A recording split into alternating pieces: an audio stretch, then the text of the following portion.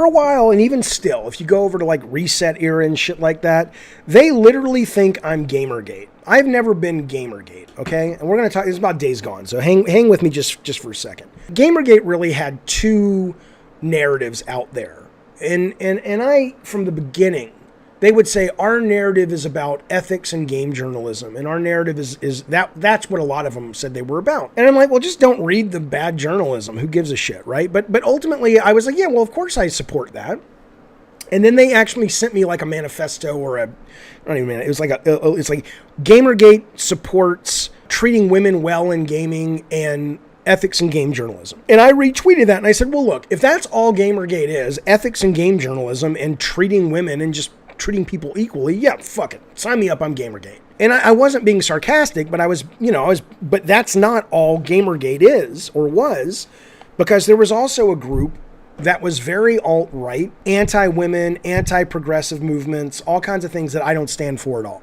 I don't think it is anyone's job to get ethics in journalism. I think ultimately you read what does that, and if an audience is there for ethical journalism, then the market wins out. But I keep seeing more and more things that make me go, okay, that point they brought up, though, we should at least talk about it, not be afraid to talk about this. This is where this is going. So my buddy John Garvin, who was the writer and director of Days Gone, prompted a tweet from a guy on the internet called Sony Prophet. I don't know this guy. I don't follow him. He doesn't follow me. I've seen him from time to time being retweeted and whatnot. But this is from Sony Prophet. And he literally went through a bunch of the review kind of greatest hits of their reviews of Days Gone and just kind of put them in a big fucking image. And these aren't rinky-dink sites. These are big fucking influential sites. You've got GameSpot, Games Radar, you've got IGN, Kotaku. I mean, these are the major sites people go to, okay? Eurogamer, when you really see them all in one place like this. Kaylee Plage, who is the GameSpot reviews editor, and it is the image of Deacon looking at Sarah, his wife's butt.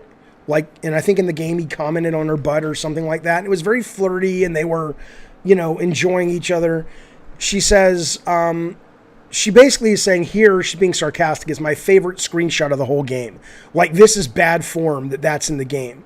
She says, I had a lot to say about the game. Here's some random tidbits I didn't include in the text. All the freakers are apparently white, which it sounds like they're not when I talk to John. I hate the phrase old lady. Oh, and I can confirm that, quote, promise to ride me as much as you ride your bike is not only a thing that is said, but there's even a callback to it. And all of these people do the same shit.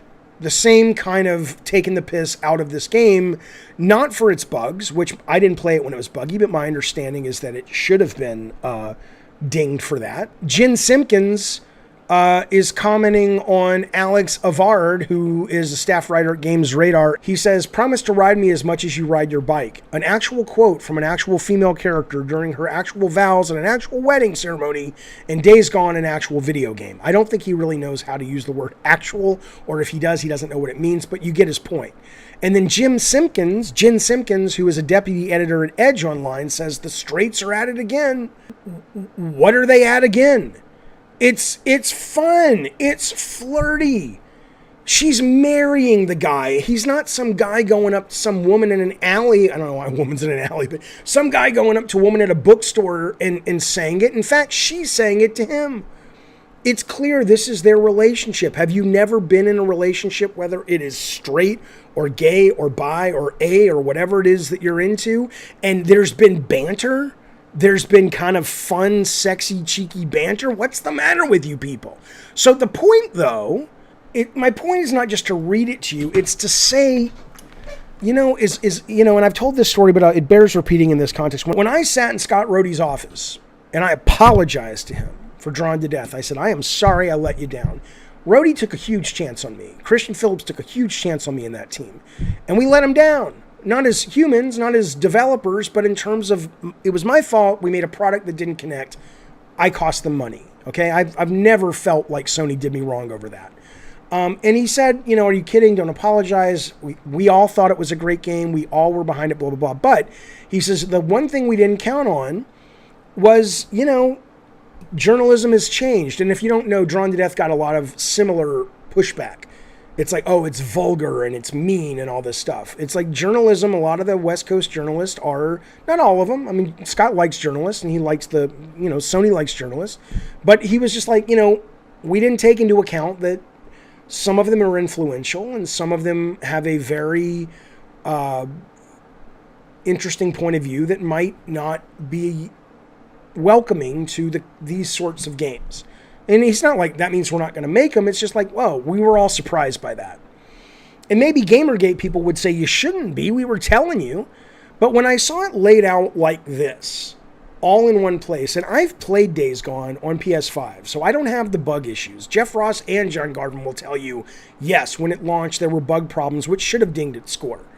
But when I see it all laid out like this, God and good damn well, this is a key reason this game didn't sell as much as it could. It's a good game. Is it the world's best game? No. Is it Sony's best game they published on PS4? No. But it's really good. And it's a real fucking shame. Let me say to you game journalists out there that really are up your own buttholes, I am progressive.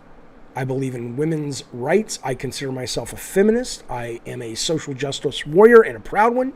I am a staunch, passionate LGBT ally, and I'm a First Amendment, even though this isn't First Amendment, but I'm a free speech supporter. You don't get to paint me, at least if you want to be accurate, as a guy who's kind of red state, red meat, trucker hat. I think men should be able to fucking, that's not me. It's never been me, ever. Okay? So that's who this is coming from. You guys are up your own buttholes. Go get therapy, right? Get some fucking therapy. Do I think women are treated poorly in this country and there's still a horrible patriarchy and tons of misogyny? Abso-fucking-lutely. And do I think that we should try as hard as we can to improve that and fix that and banish that? Absolutely. But you motherfuckers have gone round the fucking bend. If you can't see a man flirting with his fucking girlfriend about her butt, if you can't see a woman flirting with her man who's going to be her husband in about 5 minutes, saying something sexy and kind of crass to her fucking husband, what kind of relationships are you people in?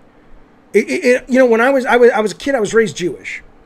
I wasn't Jewish, but my parents raised me in what was called conservative Judaism. They had Reform, which was kind of, hey, we're crazy Jews, and then they had conservative that was just kind of, normal. And then they had Orthodox, which is like Yentl and shit, right? And I remember we took a tour of all the temples as part of our grammar school. It wasn't through religious stuff. It was just like, hey, we're doing a religion week. We're studying religions. Great. And we go to the Orthodox Jew temple. And I was stunned because the men sit on an opposite side of the temple than the women. Because the men and women, unless you're married, you're not supposed to be that close. That's what you motherfuckers sound like. You do know when you get married, part of the fun of it is you get to fuck somebody, assuming they consent. But if they don't consent, they probably shouldn't marry you in the first place. I don't mean every time you want to have sex. I just mean on the regular. You do know that comes with it, right? You know what this is over there? This is a picture of Deacon St. John and Sarah getting married. That means there's a high probability they're going to be fucking, right? And she'll be like, oh, I don't know what she calls me. Maybe she's like, oh, she calls him daddy. I don't know. What would offend you the most? Oh, ride me, daddy. Slap that ass. And Deacon's like, deacon in, deacon out, deacon in, deacon out. Baby, let's go. I don't know. Maybe he insists that she does her hair in ponytails so he can grab him like a fucking Harley handlebar. And she's like, do it, Deacon. You ready, baby? Do it, Deacon. And he's like, vroom, vroom. And that's what makes her orgasm. They're married, you fucking moron. They're in a relationship. This is not some guy who walked up to you at sort of Long John Silver's seafood steakhouse and says, hey, let me look at your butthole. I swear to God, you people, I don't understand you.